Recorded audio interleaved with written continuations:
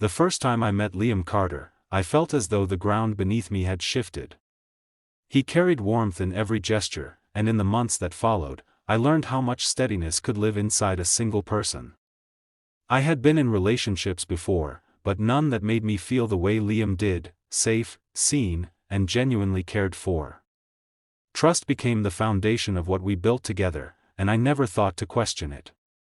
When Liam looked at me, there was no space for doubt, and I believed we could carry that trust into any room, any family gathering, any place in the world. That it was in that spirit of certainty that I agreed to spend a long weekend at his uncle's house. The invitation had come casually, slipped between bites of dinner one evening, and I had accepted without hesitation. Liam spoke with excitement about introducing me to more of his family, the people who had shaped his childhood and held so many of his memories. I knew how much it meant for him to share that part of his world with me, and the thought of being welcomed into it filled me with a mixture of nervousness and anticipation. The house itself stood just outside the city, tucked into a stretch of green that carried the faint scent of cedar and damp soil. When we arrived, Liam's uncle greeted us with a wide smile, ushering us inside as though I had always belonged there. The weekend promised simple pleasures, family dinners, quiet walks, and long evenings of conversation. I felt honored, even flattered, to be included so fully. For once, there was no sense of being an outsider. I was part of Liam's circle, and the warmth of it settled into me. It was during the first evening, as laughter filled the living room and glasses clinked in the background, that I met Marcus Hale. He wasn't family by blood, but he had been close to Liam's uncle for years, the kind of presence that seemed permanent in gatherings like these. Marcus was older, his hair touched with gray at the temples, and he carried himself with a confidence that demanded attention without needing to raise his voice. He shook my hand firmly, his smile polite, and yet something in his eyes lingered a fraction longer than courtesy required. At first, I told myself I was imagining it. People had their ways, after all, and perhaps his manner simply leaned toward intensity. Still, I noticed how his gaze returned to me throughout the evening, quick glances that might have gone unnoticed by anyone else. His questions, though harmless on the surface, pressed a little closer than casual conversation. He asked about where I grew up, what kind of work I did, and then about Liam, how we had met, how long we had been together. His tone remained light, his smile easy, but there was an edge underneath, a sharpness that unsettled me. I tried to brush it off. Liam sat only a few feet away, his laughter spilling freely into the air, completely unaware of the undercurrent I felt building. And why should I dwell on it? Marcus had done nothing overt, nothing that could be named as inappropriate. A glance was just a glance. A question was just a question. To assign meaning where none existed would only be unfair, to him, to Liam, and to myself. I convinced myself it was nothing, a trick of my own nerves. Later, when the evening began to wind down, Marcus drifted toward where I sat at the edge of the couch. He lowered himself into the seat beside me, the casualness of his movement too deliberate to be coincidence. He carried with him a faint scent of cologne, subtle but distinct, and when he spoke, his voice softened as though our conversation were meant to exist in its own private corner of the room. "You fit in here," he said, eyes flicking briefly to the others before settling on me again. "Not everyone does." I smiled politely, unsure how to respond, and offered something safe about how welcoming Liam's family had been. But Marcus pressed a little further, his words laced with something I couldn't quite name. "Liam's lucky," he added, his gaze steady. "Not everyone finds someone who understands them the way you seem to." It should have been a compliment, harmless enough, but the weight of it landed differently. My pulse quickened, and I forced myself to laugh lightly, as though to strip the moment of any gravity. I told myself again that it was nothing, that I was reading too much into an innocent remark. Still, I shifted slightly in my seat, wishing for Liam to glance over, to anchor me back to the certainty I knew with him. The evening closed soon after, with goodnights exchanged and the house gradually quieting. Liam, tired from travel and conversation, fell asleep quickly beside me. I, however, remained awake, my mind replaying fragments of words, flashes of glances, and the peculiar weight of Marcus's presence. I told myself there was no harm in it, no danger to what Liam and I shared, but unease settled in my chest like a shadow I couldn't push away. That I turned onto my side, watching Liam breathe steadily, his trust in me unspoken but absolute. For the first time since meeting him, I felt a tremor of doubt, not in him, but in the stability I had always assumed in myself. Marcus's words echoed faintly, weaving themselves into the quiet of the night, and I couldn't silence them no matter how hard I tried. Something had shifted, small but undeniable, and though I couldn't yet name it, I knew it would follow me into the next day.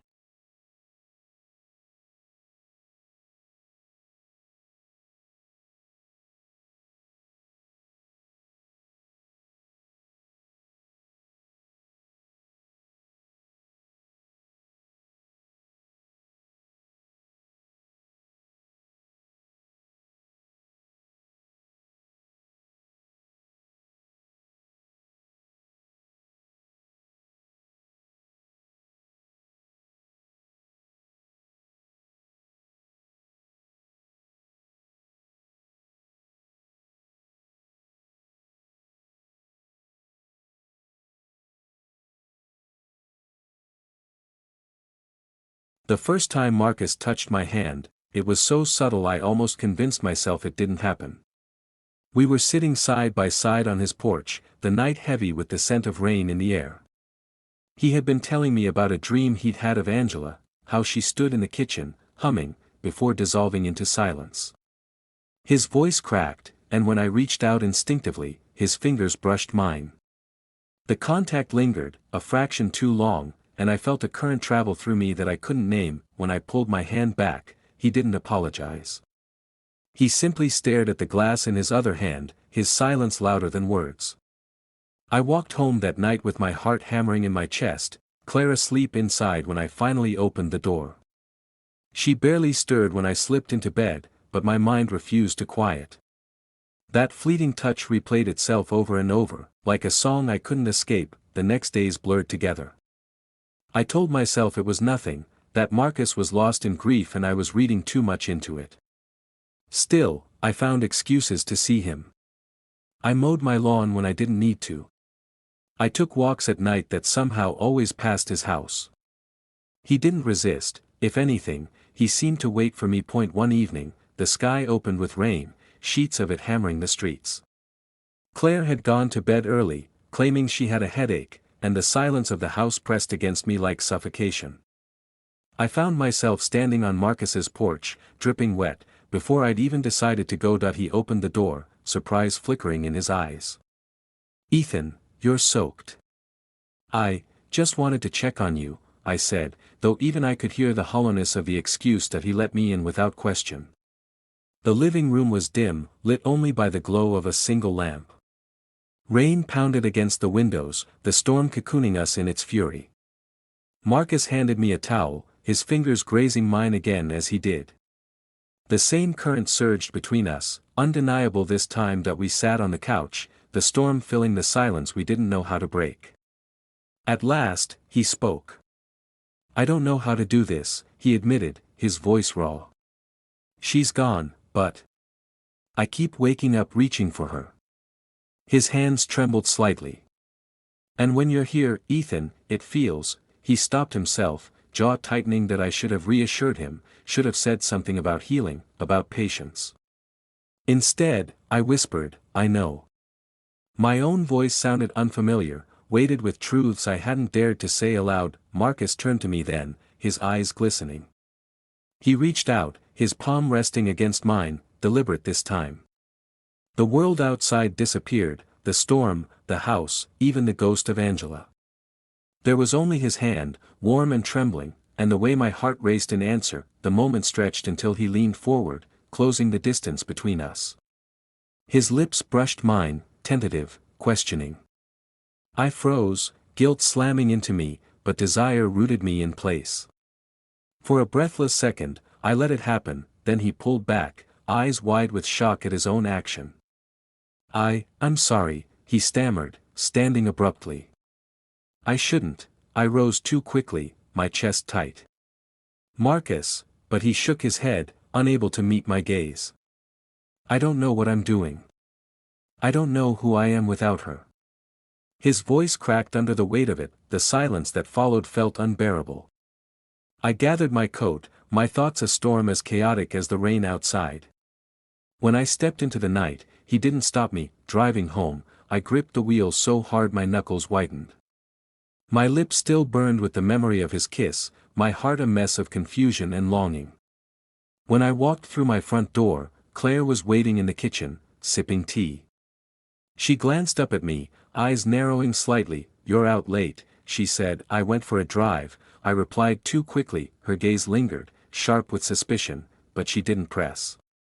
She only nodded and went upstairs, leaving me alone in the kitchen with my lie. The days that followed, I couldn't escape what had happened. The kiss haunted me, both the act itself and the way it revealed everything missing from my life.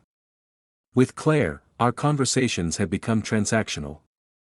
We spoke about bills, about groceries, about schedules, but never about us. I couldn't remember the last time she had touched me with tenderness. With Marcus, every glance, every silence, carried weight. The air between us hummed with something unspoken, something forbidden. He avoided me for nearly a week, but I found myself restless without him, like a part of me had been severed. When we finally crossed paths again, it was by accident. I was walking home from work, and he was outside, dragging his trash bins to the curb. Our eyes met, and for a long moment neither of us moved. "Marcus," I said quietly, as though speaking too loudly might break the fragile thread between us. That he hesitated, then nodded. "Ethan." His voice was guarded, but his eyes betrayed him, loneliness, longing, guilt all tangled together. That I stepped closer, lowering my voice. "I can't stop thinking about that night." He flinched, his hands tightening on the bin's handle. "It was a mistake." "Was it?" I asked, softer than a whisper. That he didn't answer.